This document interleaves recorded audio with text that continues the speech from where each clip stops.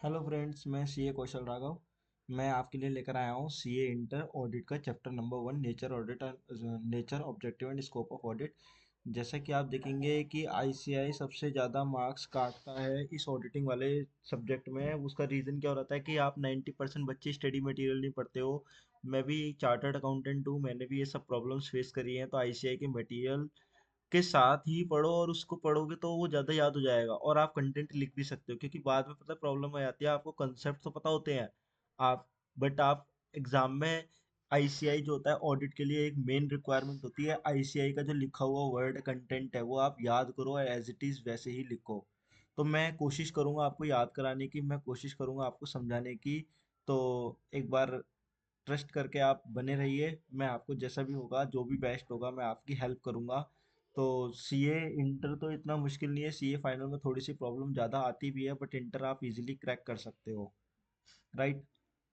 तो मैं आपको बता दूं, इसके अंदर है ना, सब कुछ नहीं पढ़ना, जो मेन मेन होगा वो आपको लेके चलूंगा, जो इग्नोर करने वाला होगा वो मैं पोर्शन इग्नोर करा दूंगा। जैसे इसमें चैप्टर नंबर 1 है, अच्छी खासी वेटेज आती है 10-12 नंबर का। तो जैसा कि आप ये देखेंगे कि ऑडिट के अंदर सबसे पहले ये मीनिंग है। मीनिंग आपका एग्जाम में आता है। मीनिंग हो गया, ऑब्जेक्टिव हो गया, scope of audit, quality of auditor की, एक ऑडिटर के अंदर क्या क्या क्वालिटी होनी चाहिए, उसकी इनहेरेंट लिमिटेशन वगैरह हो गई। ये सब ना, मतलब इस पूरे चैप्टर में हम ये सबसे ज़्यादा यही सब चीज़ें पढ़ेंगे, दैट इज कॉल्ड, इसी से रिलेटेड ही पढ़ेंगे। तो ऐसे 200 भी एग्जाम में आता है। तो आगे चलते हैं, शुरुआत करते हैं अब हम। जैसे कि ये इंट्रोडक्शन पार्ट है, आप स्किप कर सकते हो। ये ओरिजिन की कहाँ से आया, कब आया ऑडिट वर्ड, ये सब एग्जाम्स के पॉइंट ऑफ व्यू से आपके लिए रेलिवेंट नहीं है। टू द पॉइंट पढ़ो और एग्जाम में पास हो और आगे बढ़ो।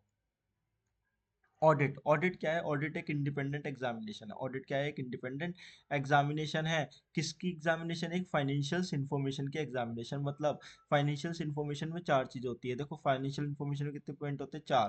पहला आता है फाइनेंशियल्स इंफॉर्मेशन में, आप यहाँ पर देखोगे, फाइनेंशियल्स इंफॉर्मेशन का मतलब होता है बैलेंस शीट। फाइनेंशियल इंफॉर्मेशन का मतलब profit and loss account, cash flow statement, notes to accounts. जब भी आप किसी एंटिटी की, किसी ऑर्गेनाइजेशन की, जैसे भी प्राइवेट लिमिटेड वगैरह है, तो प्राइवेट लिमिटेड की आप बैलेंस शीट बनाएंगे ना, तो आपको पहले आपको बैलेंस शीट बनानी होती है, फिर आप प्रॉफिट एंड लॉस अकाउंट बनाते हो, फिर आप उसकी कैश फ्लो स्टेटमेंट भी बनाते हो, और उसके साथ आप पीछे नोट्स भी बनाते हो कि कैपिटल का नोट्स हो गया, बोरोइंग का नोट्स हो गया, लोन के नोट्स हो गए, कैश, बैंक, डेटर, क्रेडिटर, इन सब के नोट्स होते हैं, तो उसे नोट्स टू अकाउंट बोलते हैं। इसे ही बोलता है कि फाइनेंशियल इन्फॉर्मेशन।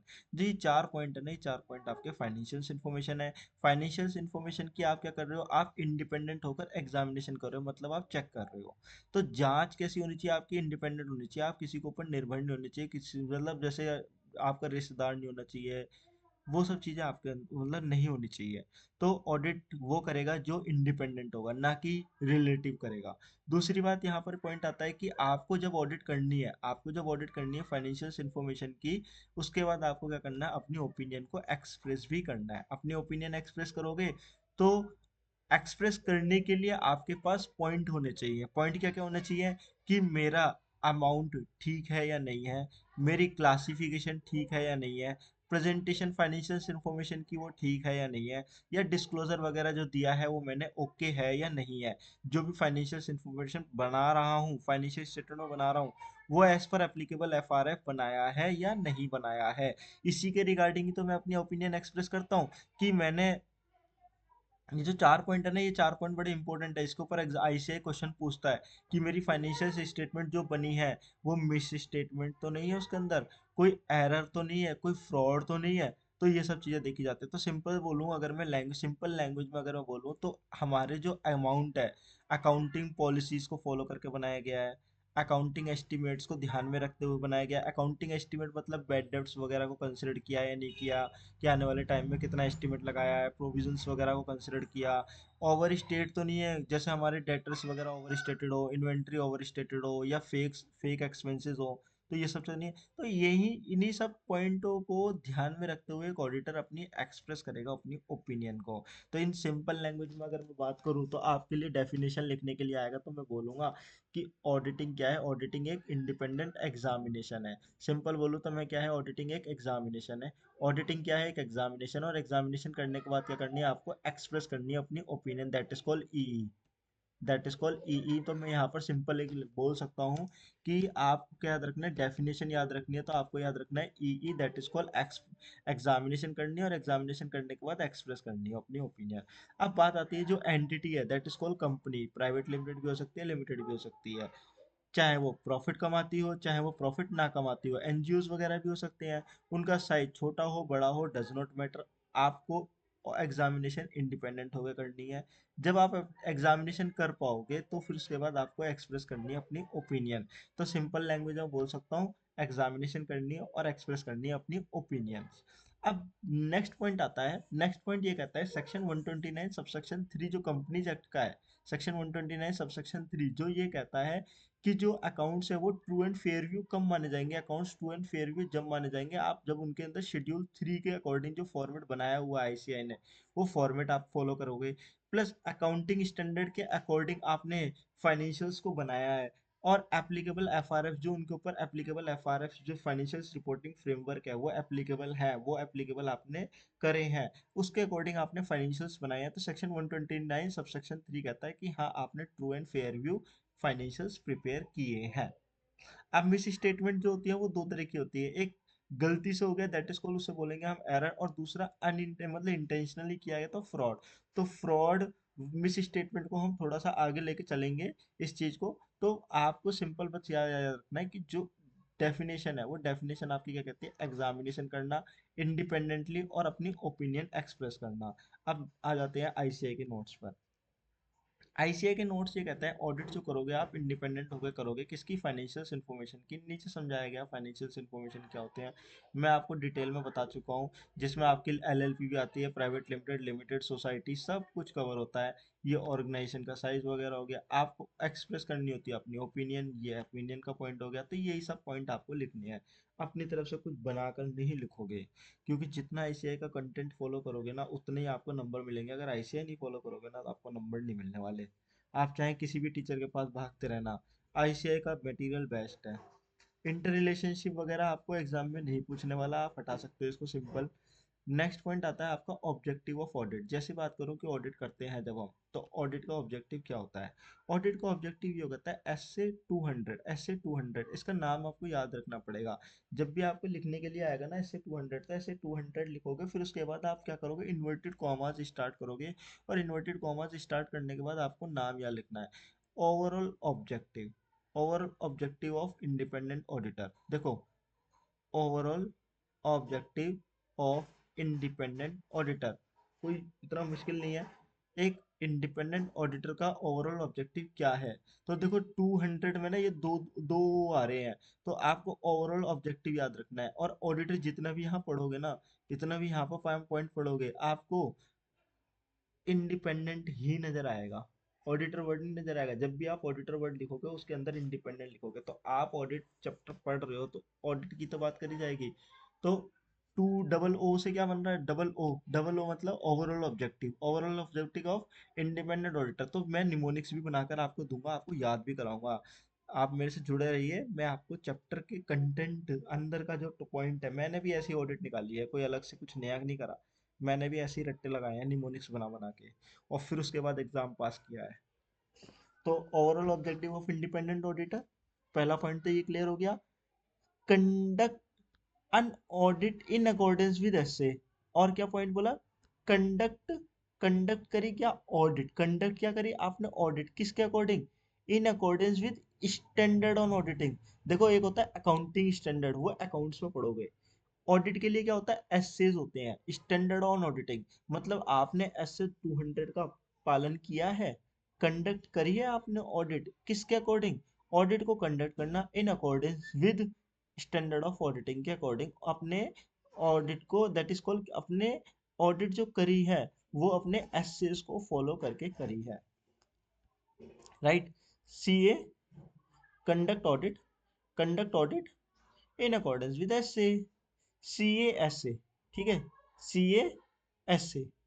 तो ओ मतलब आपको क्लियर हो गया, overall objective of independent auditor, overall objective of independent auditor, और सीए ऐसे याद रख लेना, सीए मतलब conduct an audit, conduct on audit CA. और फिर उसके बाद ऐसे स्टैंडर्ड ऑन ऑडिटिंग के हिसाब से, मतलब आपको ऑडिट कंडक्ट करनी है स्टैंडर्ड ऑन ऑडिटिंग के हिसाब से, जिसमें वो आपको मेन दो पॉइंट आपको बड़े लिख कर आने ही आने हैं। क्या पॉइंट लिख कर आने हैं? मतलब आपको रीजनेबल एश्योरेंस लेनी है।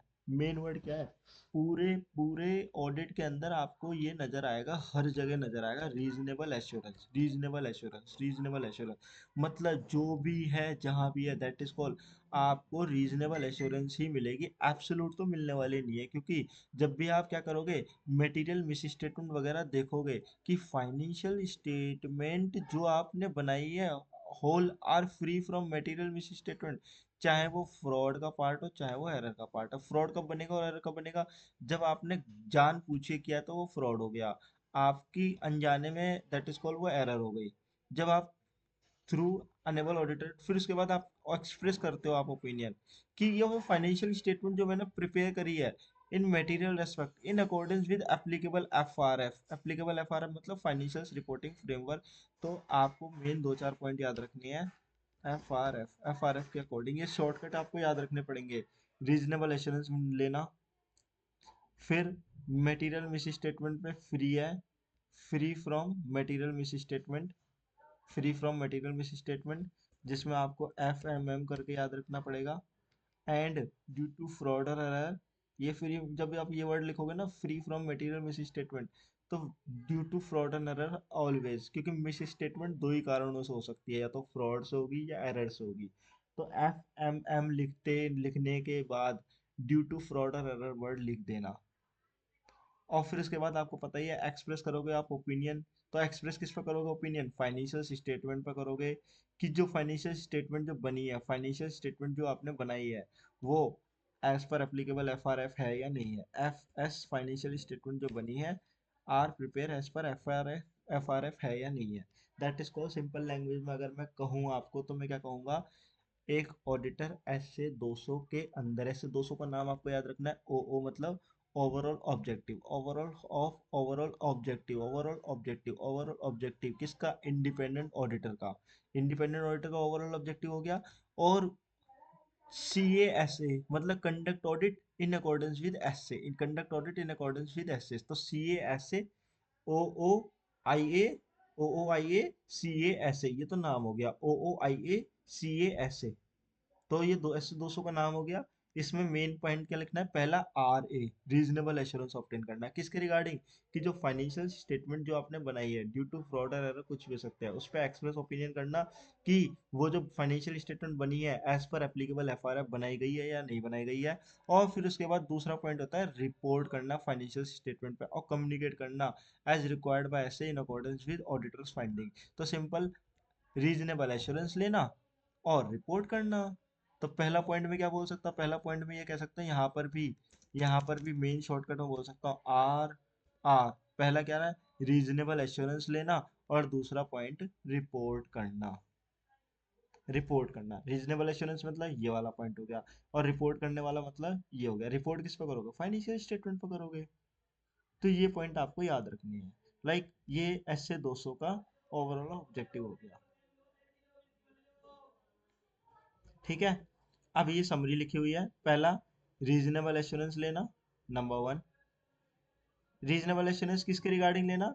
कि जो आपने एफ एम एम, बोलो ध्यान, दोबारा बोलो, आर ए लिया एफ एम एम के लिए।